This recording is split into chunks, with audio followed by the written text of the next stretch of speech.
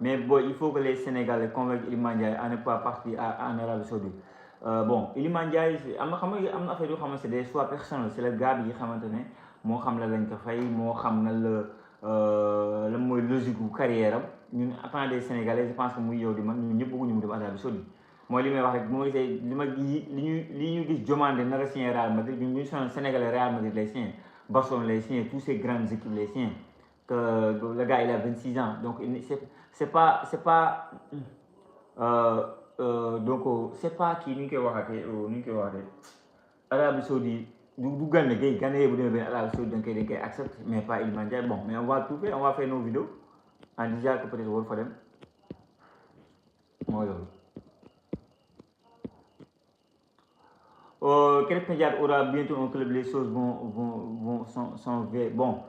Krépin Diatta, il y a Olympique de Marseille, il y a Crystal Palace et Leverkusen. Je pense que c'est les 3 clubs intéressés. Marseille, moi, c'est mon équipe. Mohamed Pape Demogul, jusqu'à présent, il est encore là. Est-ce que Omar Daf candidat pour dire l'équipe B? Bon, candidat ou pas, je te dirais plus, parce que là, il est adjoint de Claude Leroy, Omar Daf, adjoint de Claude Leroy. Donc, est-ce qu'il est candidat? Je te dirais non. Mais est-ce qu'il veut entraîner l'équipe nationale du Sénégal? Je te dirais oui. Plus même qu'Habib Beye. Voilà, parce que le rêve, là, où je suis Habib Beye là, nous sommes au Sénégal, mais bon, je ne pense pas que manifester ou non. Et Habib Beye, l'État cher, c'est son staff qui cher. Habib Beye, c'est 150 millions. Donc, alors que nous, c'est autour de 30 à 40 millions pour les salaires. Donc, c'est faisable nga am Omar Daf, c'est faisable nous nga am Vieira, parce qu'il faut savoir que le salaire que touchait Habib Beye à Olympique de Marseille, le gars Vieira ne touchait pas à ça du côté de Genoa, Strasbourg, Nice, il ne touchait pas le même salaire. Donc Habib Beye, le fait que moi staff bu ngand de analyser vidéo, c'est que staff bu réel am quoi, ça fait que sur le côté nga gëné wécc. Voilà, loolu moom c'est clair.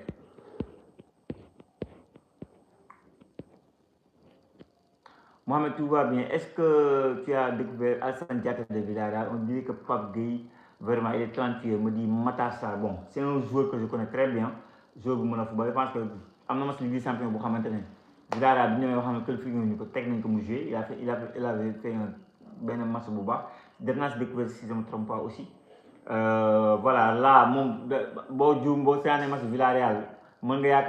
C'est un Pape Gueye bis. Comme donc numéro Pape Gueye la am na même benn moment Villarreal Pape Gueye blessé sax am na ñu ko dugal deuxième mi-temps boo xool match bu baax xool que carrément la gestuelle bi mën nga yaakaar ni sax c'est Pape Gueye joueur à fort potentiel et je pense que boo gisee sax Pape Gueye ñuy wax ni du côté de Everton pour man dans l'idée de Marcelino dans sa tête il va se dire que Alassane Diatta les mêmes qualités athlétiques que Pape Gueye taille beeg yooyu noonu xam nga donc il se dit que peut-être que joueur boobu mën na ko remplacer donc c'est franchement un très bon joueur. Salut Ndiaye, Vieira Habib Beye a fourni les meilleures preuves, mais Habib Beye mérite davantage d'être le coach. Franchement, Yem Sarr nee na Mohamed na grand yi bàyyi place yi ak boy waaw loolu laa gëm de pour man grand yi war a bàyyi place bi boy ah. Andy Diouf doit quitter Andy Diouf quitte, je comprends pas. Retour des lives de Mohamed sur YouTube lu xew tey le foot sénégalais bon voilà.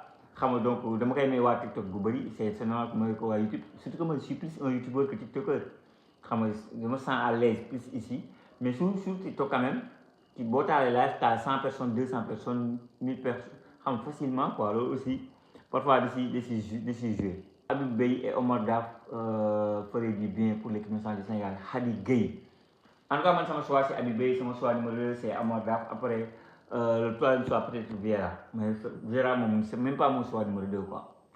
Bon voilà, si Zidane le prend chacun sur son destin, c'est pas parce que le frère de Andy Diouf a joué pour le Sénégal qui est de même pour lui. Regardez les frères Doué. Bon, je peux comprendre Mohamed Yahafa, je peux comprendre li nga wax et voilà, il y a des gis nañ yàgg nañu gis ñaari famille benn jour fii les familles Saka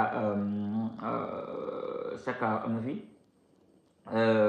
Famille Boateng am na fi les familles Williams am na fi donc gis yaakaar nañu gis ñaari jours je veux juste dire que par là que la famille maanaam au moins le gars il a un contact ici il y a beaucoup de jeunes binationaux ils n'ont amuñu benn lien ici, ils n'ont pas ils n'ont rien, quelque chose qui peut les attirer fini quoi. Alors que lui au moins magam teg na hymne national mu dégg quoi, et c'est lan la lay procurer comme émotion.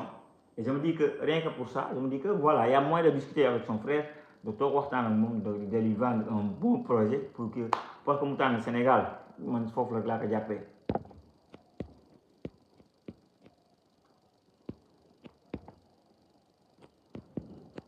T'as vu la vidéo sur Molina sur Ibrahima Mbaye, j'ai peur pour le gamin. Bon, le football sénégalais lii naa seetaan naa vidéo ba mu jeex de Molina li mu wax ci famille bi ba Ibrahima Mbaye weddi affaire bi, xam nga tey mu génne ay photos am wane papa ak yaam bi ñu demee Chelsea xamuñu bind seen tur ku si nekk wane photo bi mu yor Ibrahima Mbaye Aston Villa.